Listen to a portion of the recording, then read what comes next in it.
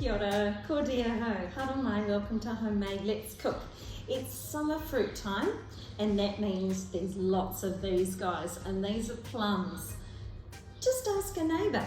I'm sure someone will have some that they will have freely available for you. So we're making plum shortcake today. Yum! Doesn't last for long, I have to say, particularly when you serve it warm with ice cream or cream. All right, what are we going to need? So we're going to start off with about 170 grams of butter. Now, softened butter, room temperature.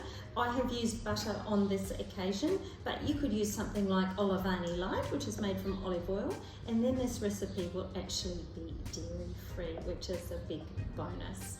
So into that, 3/4 of a cup of caster sugar. And we're just going to cream that. Now we can do this with some beaters if you want to, but this comes together pretty easily, so it's not really necessary, but you could if you wanted to. So we'll just give that a really good mix around, and into that we're going to add about a teaspoon of vanilla, or I just say just a bit of a dash. It's probably a little bit less than a teaspoon in actual fact. So just mix that in. Now I have pre-whisked 2 eggs, and they are going to go in next. There's not really much to this recipe, I have to say, and for the outcome, it's pretty impressive, particularly as you can serve it as a slice or as a really yummy, kind of extravagant dessert, even though there's not much to it. But your friends or whānau, they don't need to know. They don't need to know how little effort that you put into making it. Now the oven is on 180 degrees or 160 fan forced, or whatever your oven likes to cook cakes on. Now the interesting thing about this recipe is that you have to really be quite patient for it to cook, because once it does take quite a while to cook, and it doesn't firm up for quite a long time, and it makes you a little bit nervous because it starts to brown and you think it's going to burn, but in actual fact it doesn't. So please don't be worried about that aspect of it, and you just need to pull it out when it's just firm to the touch all round. So the outsides are actually going to cook quicker than the inside, so just be patient until that inside part is cooked. Right, so that's all combined there. Now I've got 1.5 cups of self-raising flour, and even though we're using self-raising flour, we're actually adding 1 teaspoon of baking powder to this as well. So we'll pop all that in and just give that a nice stir around. Actually, we'll put 1 3/4 cup, a little bit over that, 1 2/3 of a cup of self-raising flour. Sorry, I forgot I'd adjusted that.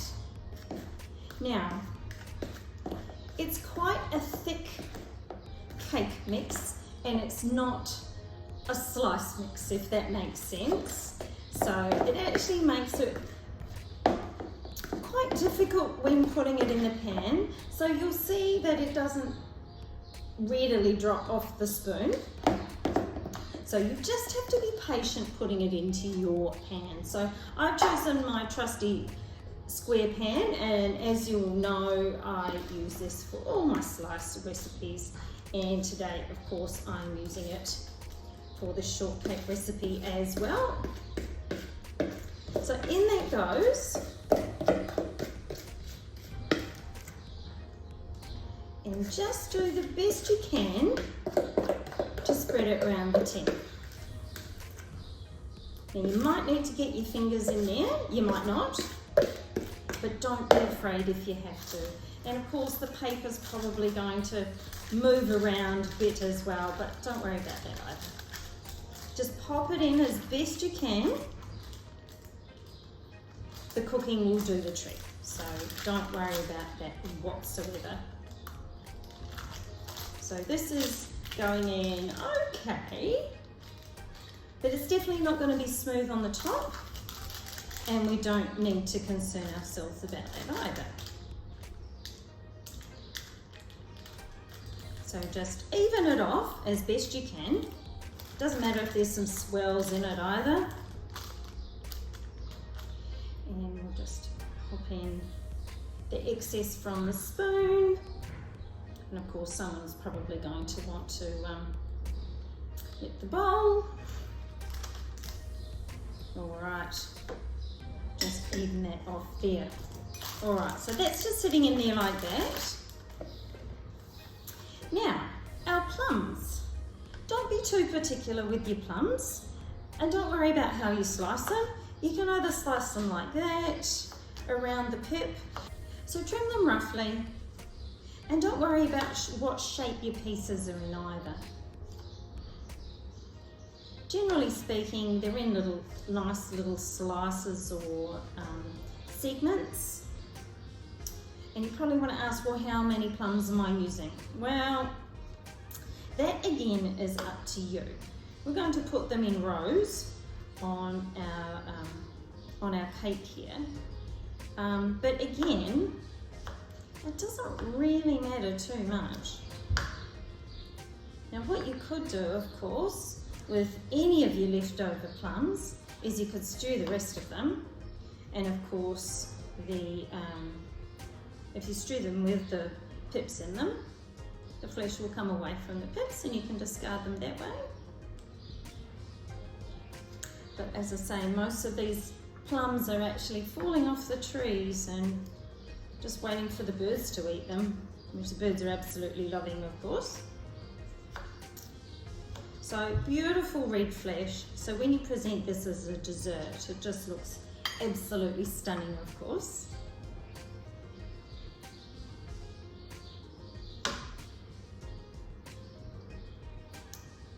just going to finish that up there, and if I need to cut some more segments, I will. So I'm just going to bring you in and we'll just have a look at placing them on the cake. All right, so here we go. So just place these, your pieces of plum. You can just be very roughly in lines on your cake. Doesn't matter how close the rows are together. It's completely up to you. You can overlap them as well if you want to. Push them down into the cake as far as you want to as well. It will of course rise up. And what's going to happen is you're going to end up with a lovely pattern on top.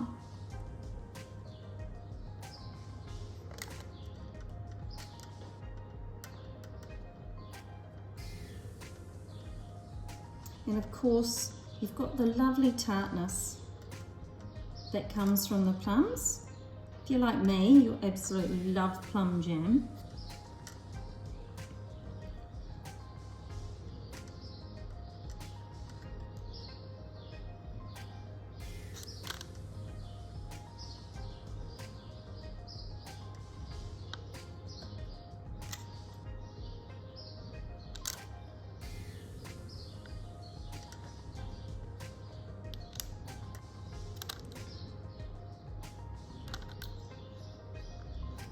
And that is almost all there is to it. But one final thing we're going to do before we go into the oven is I've just got some light brown sugar here, and I'm just delicately going to sprinkle that over the top. You really don't need a whole lot. Sprinkle that over.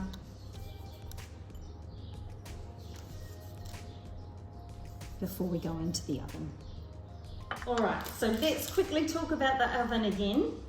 Could take 50 to 55 minutes, maybe even an hour. But as I say, keep an eye on it. Make sure the middle is cooked, so it wants to be firm to the touch. It will be quite a golden dark brown colour, but don't be concerned about that. And I'll show you what we mean when we pull it out. So here we are out of the oven. You'll see what I'm talking about when I mention the coloration on the top, but this has risen quite well across the board. So we're just going to leave it to cool down. I'm just going to leave it in the pan for a little bit longer. Then I'm going to take it out and put it onto a wire rack. And the finishing touch is going to be some icing sugar over the top before we serve it. I hope you've enjoyed today's recipe. I certainly enjoy eating this one. Thanks for joining us for Plum Shortcake. Enjoy. Ka kite.